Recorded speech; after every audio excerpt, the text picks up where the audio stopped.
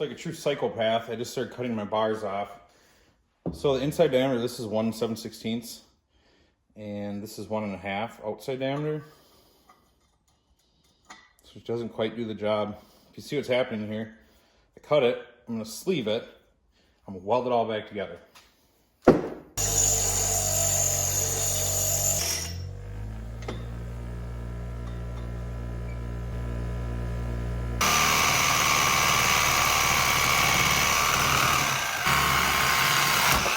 So if you haven't been paying attention, the bar was about from here to here, too short for our application. Control arm was hitting on the way up. So, I'm not a chassis guy. I don't know how to bend pipe. So, the easiest solution was to build our little extendo stub. Let's kind of rally that in there a little bit. Just that in there. Like that. Extended bar. Okay, look, if this hurts your feelings, I'm sorry. I'm not sorry at all. But it might hurt your feelings because you're thinking, John, you can't just cut your 850 cage apart, stub it back together. Well, I can, because these bars aren't actually necessary for my cage. I don't know where a down bar comes in, but I know it's not necessary on an 850 cage. I'm not even sure if it's necessary on a 750 cage. I don't know if it's ever necessary to have a down bar. So we're gonna clean up the bars, we're gonna buzzer together, and we're gonna clean up the frame. We're gonna buzz that on there.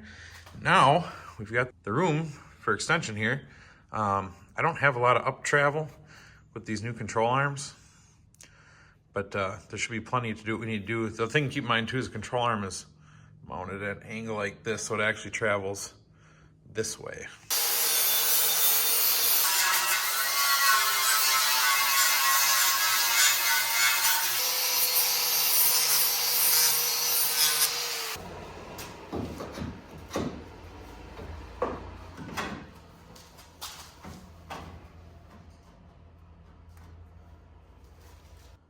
I used to really worry about things being straight or perfectly level.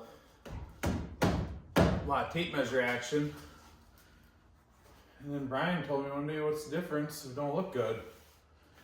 So now I just make things look good. As long as it measures straight with your eyeballs, that's probably all that actually matters. Brian wanted me to TIG this, and full disclosure, I've only ran a TIG welder once in my life. So the whole Hobart seems like the sure bet to make sure this turns out half decent.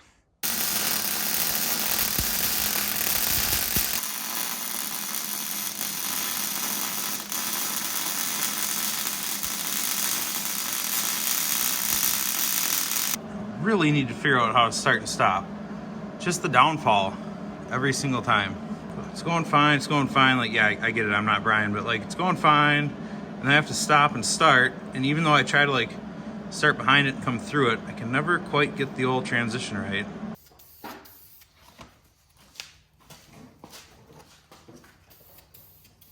All right, I think it's finally time. Put turbo kit on, put the front clip back on. It's gonna start to look like a real car. So if by chance you're new here, you probably haven't seen the world's easiest turbo kit. Oh, look at that. Just like that. Also, these V-bands with the old quick snap from Monkey Fab. Hoo-ee, do they make life easy.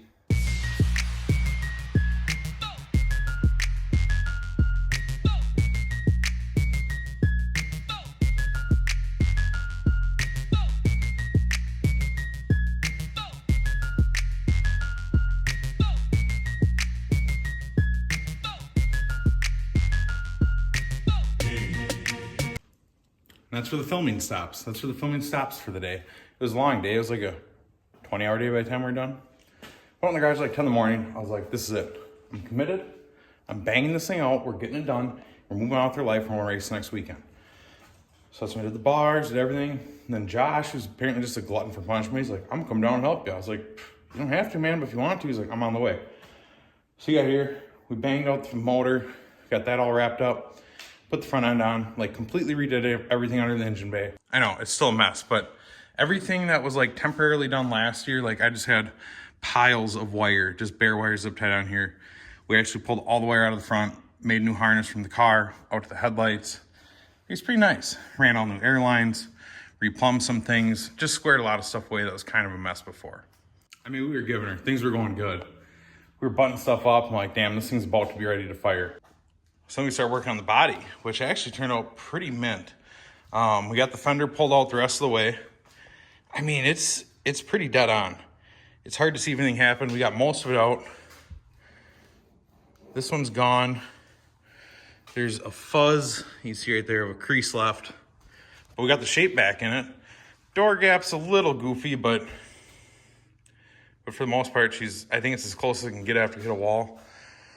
We got the bumper straight. So we pulled the bumper back out, we pulled the valance back out. We're still fighting this a little bit. I think the valance got twisted kind of like this when it got hit. So I got to work on getting that back where it goes. Bezel still needs to be fixed. But other than that, I mean, things were looking up. Things were going really well. In fact, it was going so well, about 12:30, I say, let's go get some Taco Bell. It's a good stopping point. We'll come back. We're going to not go through rent. Now, this is where I should have known that it was about to go sideways because it was the worst Taco Bell I've ever had in my life. So we come back. As you know, I had to pull the rim back out of the car because I forgot to anti-seize all the joints. I wanted to finish painting the frame. We're going to put it back together. Well, long story short, here's the aftermath. I completely destroyed my brand new 4-link bar. Powder coat smoked, the joints smoked, everything's destroyed. So this was the last one, and all we were doing was knocking these out, putting anti-seize on them. Well, we go take this one off, and it goes like a quarter turn, and it just stops. It won't move. So at first, like, okay, it must be a little jammed up. Well, if you've ever seen the size of Josh, the guy's a monster. So he had 2 huge monkey wrenches doubled up. The thing's clamped in the vise. I'm on the pipe wrench and the breaker bar. The thing's red hot. It ain't coming apart. So basically, we spent 2 hours. Finally, the vise completely blows apart. We both almost die. And I realize it's a complete loss. Now, it's pretty often that I just want to omit stuff from the channel and just not talk about it. Like, just order a new bar, have it fixed, move on with my life. But I have to tell you guys where I screwed up so you don't do the same thing. So the other day I was putting all these together and it seems pretty mindless, right? Or so I thought. You just screw these in and away you go. Well, you don't. It's not that easy. So after talking to some guys about, because I didn't understand why the bar was locked up. It made no sense to me. So I started talking to some guys. Well, basically, if you get one tiny microorganism in these threads, it can completely ruin your life. And I actually talked to somebody that had the same problem. They said they completely jammed up and they had to make a whole new bar. So, as you can see, these were not as clean as they should be. I should have ran a tap through them. There's a little bit of remnant up here. I should have tapped this, cleaned that out. I should have brake cleaned this, blown it all out, because there could still be, I mean, there could still be stuff like this, you know. It just falls in there and it just wrecks your day. So basically this bar is shot. It's completely destroyed. Even if I had a miracle solution to get this out, which it's not coming out, the powder coat's destroyed. I don't know. It's destroyed. I wrecked it. So I'm gonna get a new one coming. Beg Brian to remake another one, even though he spent half of his life building this 4-link kit, and we'll move on. But that's not the worst of it. It gets way worse. So something I did not consider when I had these bead locked is that this big donk offset wheel, the bead lock's gonna sit right on the caliper. So this is after I took about 3 pounds of material out of these things, and it's not pretty. It looks fine. When I spin this wheel, it gets to about a 1/16 of an inch, depending, like here, even less, because the wheel's not perfect. Like the bead lock ring moves in and out, there's a little bit of run out on it. So now I'm in this terrible dilemma. Do I just try it? What if, I don't know, heat expands, the wheel moves, the axle bearing's got a little load in it, deflection. Is it just gonna clobber this brake and then the brake explodes and then I die? And now I really look dumb because like you got your one warning last time you hit a wall. And then what'd you do? You took your 1991 calipers, you ground on them to the point that they failed. So I don't know what now? Do I buy TBMs? Do I buy newer wheel woods? I don't know. So I don't know. I gotta do some research. I gotta figure out what brakes will fit inside of this, or do I run these ones? Some guys say, oh yeah, you just need a little daylight, it's fine. I don't know if I believe that. I'm not sure. I feel like there should be a little bit more clearance on these things. I don't know if it's right or wrong. So to recap, day starts off good. Move to the back of the car. Everything goes south. So is what it is. Like usual, money's running out. Time's long gone. We'll see what we can figure out. I'm getting a little mentally cooked, I'm not gonna lie. But here's the deal. At the end of the day, it's a hobby. It's a race car. You can quit whenever you want. I mean, you don't have to keep going. And if you go to Heads Up Race, if you don't have a car, just know that every single person there has their life savings, every spare second of their life poured into that thing. And it's not easy. If it was easy, everybody would do it.